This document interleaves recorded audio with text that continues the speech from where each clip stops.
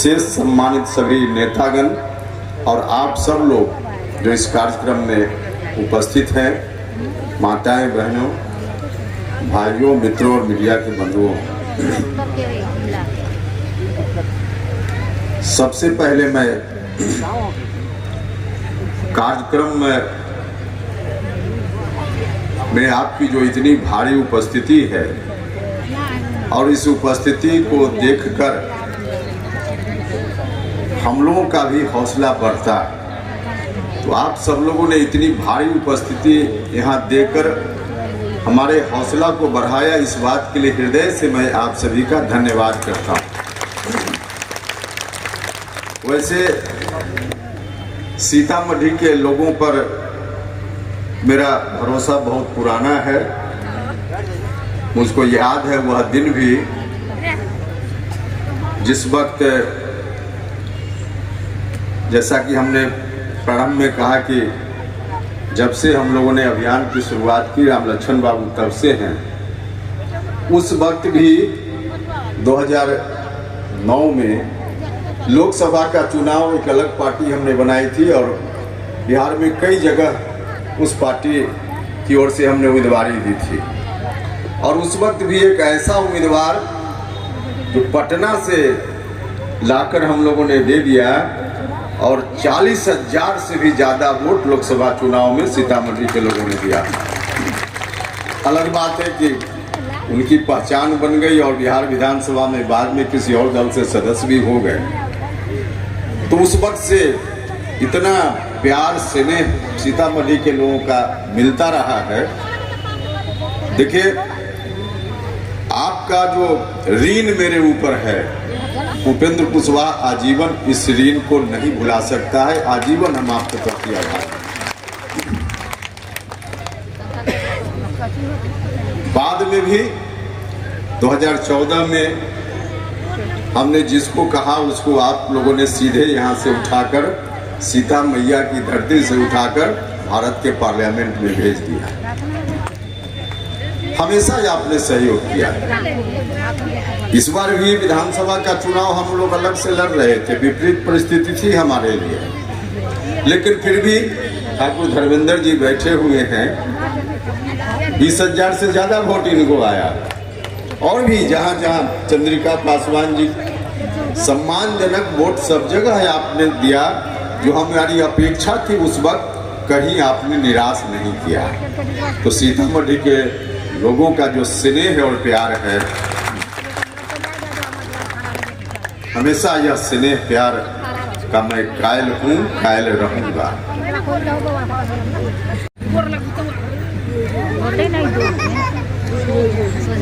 हम लोग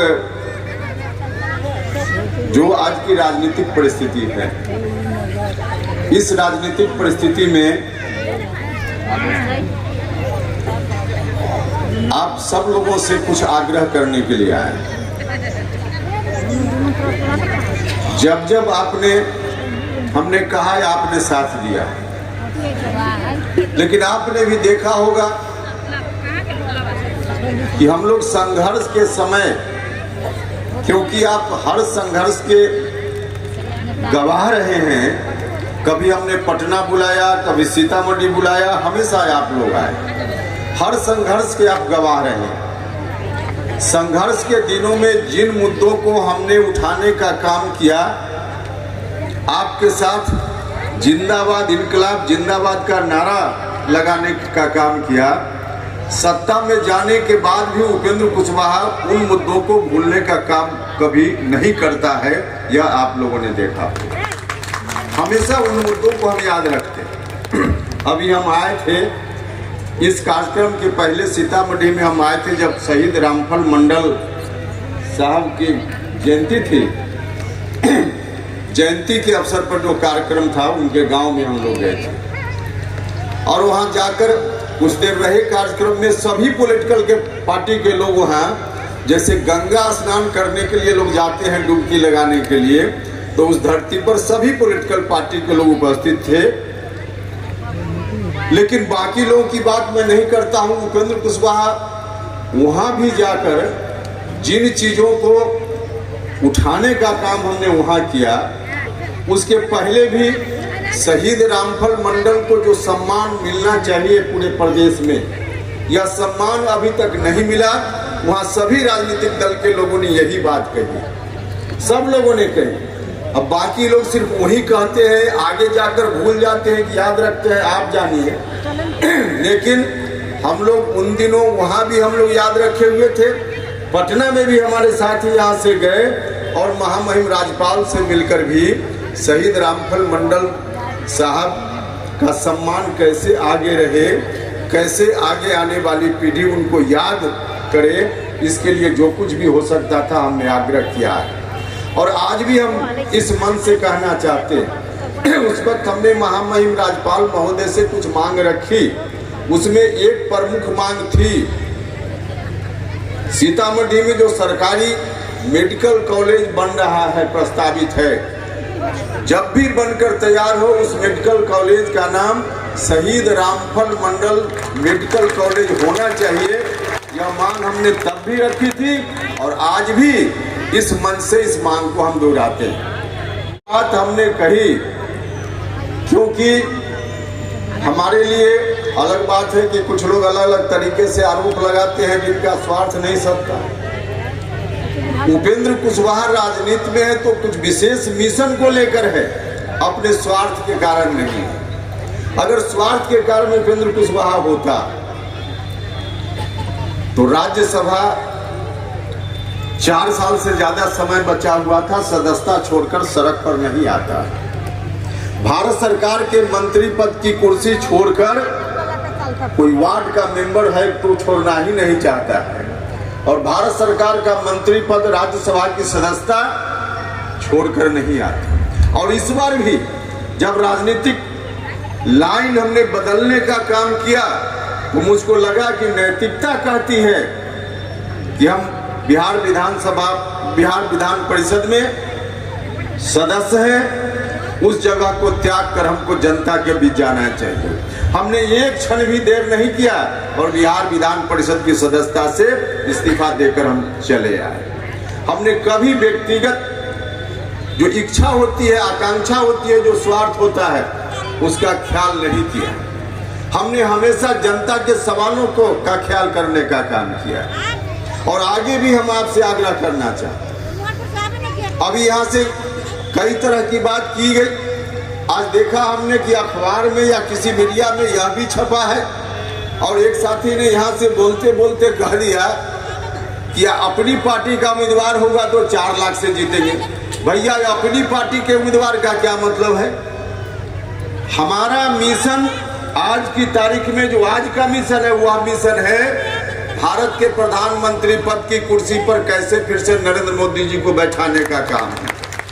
यह मिशन है और इस मिशन के लिए सिर्फ एक लोकसभा क्षेत्र में 1 जगह, 2 जगह, 3 जगह, 4 जगह हमारी पार्टी का उम्मीदवार जीत जाए, इससे यह मिशन नहीं पूरा होता है। मिशन पूरा होगा तब जब 40 में 40 बिहार में जिताकर आपकी मदद से हम लोग नरेंद्र मोदी जी की झोली में देने का काम है। यह मिशन हमारा है और इस मिशन को लेकर अभी हम आगे बढ़ रहे हैं।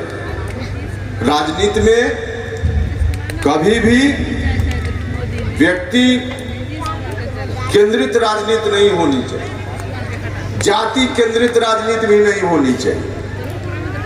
राजनीति हो तो लोगों का हित कैसे सधे, जो मुद्दा आपका है, जिस विचारधारा की हम राजनीति करते हैं, उस विचारधारा को कैसे मजबूती से आगे बढ़ाया जा सके, इसके लिए राजनीति होनी चाहिए।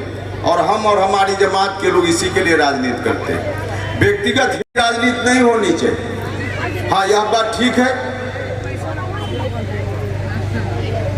कि अगर समाज में किसी जात के लोग पीछे हैं, जिनको राजनीति में हिस्सेदारी अभी तक नहीं मिली ठीक से, उनके लिए हिस्सेदारी की बात जरूर होनी चाहिए, यह संविधान सम्मत बात है। लेकिन ऐसा करते हुए और भी कौन कौन वंचित समाज के दूसरे लोग भी हैं, दूसरी जात के लोग भी हैं, सिर्फ आप ही के जात के, मेरी जात के या कुछ 1-2 जात के लोग नहीं हैं, बल्कि तमाम दबे कुचले शोषित पीड़ित लोग, बहुत सारी जातियां हैं जिनको अभी तक राजनीतिक भागीदारी जितनी मिलनी चाहिए उतनी नहीं मिली है। सबकी बात करनी पड़ेगी, तभी जाकर आपकी भी बात हो पाएगी। अगर अकेले अपनी बात कीजिएगा तो कभी संभव नहीं, कभी संभव नहीं। सबकी बात, जो भी दबे कुचले लोग हैं, तमाम जाति धर्म के लोग जो अब तक वंचित हैं, जिनको सत्ता में ठीक से भागीदारी नहीं मिल पाई, जिनको हक नहीं मिल पाया, वैसे तमाम लोगों की बात करनी पड़ेगी, तब जाकर बात बनेगी, अन्यथा बात नहीं बनेगी, नहीं बनेगी। और वैसे लोगों की बात, सबकी बात बने, इसके लिए डॉक्टर लोहिया की उस बात को याद रखना पड़ेगा कि जात से नहीं, जात से जमात की ओर हमको चलना पड़ेगा। जात से जमात का निर्माण करना पड़ेगा। तो जात से जमात का निर्माण कैसे हो, इस पर ध्यान हम सब लोगों का केंद्रित होना चाहिए। और लोग भी हुए प्रदेश में, जिनको बिहार की जनता ने कितना समर्थन किया था, कितना समर्थन किया था, लेकिन कहां चले गए? जात जात करते हुए कहां चले गए? झंडा कर्पूरी ठाकुर जी की चर्चा यहां से हुई। झंडा कर्पूरी ठाकुर जी के बाद बिहार की जनता ने, आप सब लोगों ने मिलकर जिनके ऊपर भरोसा किया, जितना बड़ा समर्थन लालू जी को मिला, उतना बड़ा समर्थन झंडा कर्पूरी ठाकुर जी को भी नहीं मिला था। तमाम जात धर्म के लोगों, तमाम दबे कुचले, पिछड़ा, अति पिछड़ा, दलित समाज के लोगों, सब लोगों ने साथ दिया। इतनी मजबूती से लोगों ने साथ दिया, लेकिन लोगों का जो साथ मिला, समर्थन मिला, क्या हुआ? कहां से चले थे, कहां पहुंच गए? चले थे कहां से?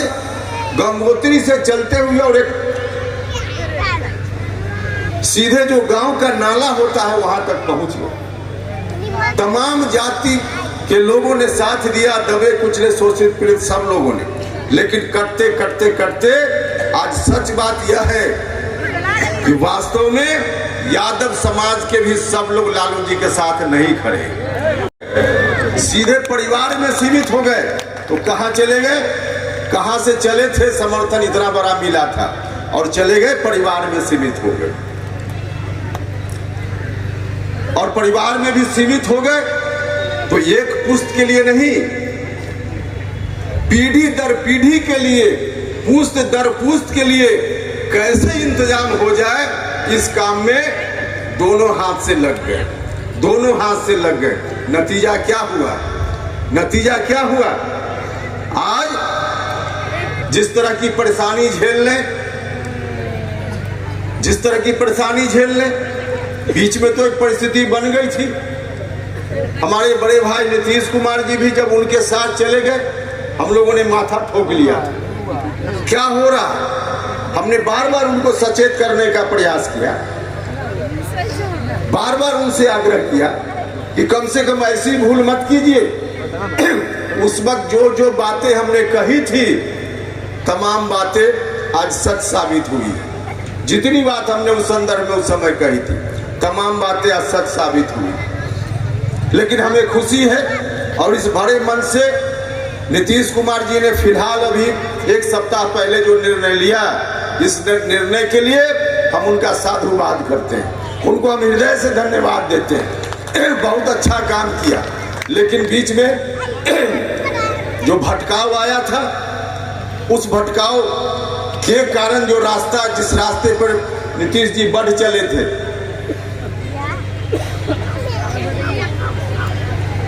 वह बिहार के हित में नहीं था।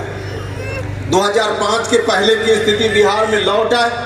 हमने कहा उस समय कि उपेंद्र कुशवाहा राजनीति में कुछ भी बर्दाश्त कर सकता है, जितनी विपरीत परिस्थिति का सामना करना पड़े कर सकता है, लेकिन 2005 के पहले वाली स्थिति में बिहार लौटे, इसका कभी हम बर्दाश्त नहीं कर सकते। हमने कहा उस समय। तो चलिए, हमें खुशी है कि फिर से रास्ता में बदलाव हुआ और बिहार आज सब लोगों के मन में राहत की सांस आई। तो एक अच्छा काम हुआ है। तो हम बार बार आग्रह करते हैं। हमने नीतीश जी से, जब हम सत्ता में थे, भारत सरकार में जब मंत्री थे, उस वक्त भी एनडीए में हम लोग एक साथ उस समय भी हुए थे। और तब भी हम जिन मुद्दों की बात करते हैं, हम भारत सरकार में रहते हुए भी शिक्षा के सवाल को लेकर हमने बार बार बिहार की सरकार से कहा था, बार बार हमने शिक्षा सुधार की बात की थी। आज नीतीश कुमार जी की सरकार शिक्षा के संदर्भ में उन्हीं बातों पर चल रही है जो बात हमने उस समय कही थी। जो सुधार के संदर्भ में किसी साथी के घर में पुराना मांग पत्र मेरा पड़ा हुआ होगा, मीडिया के बंधु भी आपके पास भी पुरानी फाइल होगी, उलट कर देखिएगा। जितनी बात शिक्षा सुधार के संदर्भ में मांग के रूप में हम लोग उस समय रख रहे थे, उन्हीं मांगों को अब धीरे धीरे आज की राज्य की सरकार मुख्यमंत्री नीतीश कुमार जी के नेतृत्व में अब करते जा रही है। जो हमारी मांग थी, उस मांग में सबसे पहले हमने कहा था, सबसे पहली हमारी मांग थी कि शिक्षकों की बहाली की जो प्रक्रिया उस समय चल रही थी, हमने आपत्ति व्यक्त की थी उस समय कि जो बहाली की प्रक्रिया है, इस प्रक्रिया में अच्छे शिक्षक आ ही नहीं सकते, आएंगे भी तो बहुत कम आएंगे, नतीजा होगा शिक्षा की गुणवत्ता प्रभावित होगी। हमने बार बार कहा इस प्रक्रिया को बदलने का काम किया, उस वक्त हमारी बातों पर ध्यान नहीं दिया गया, लेकिन आज बिहार की सरकार ने कुछ दिन पहले निर्णय लिया।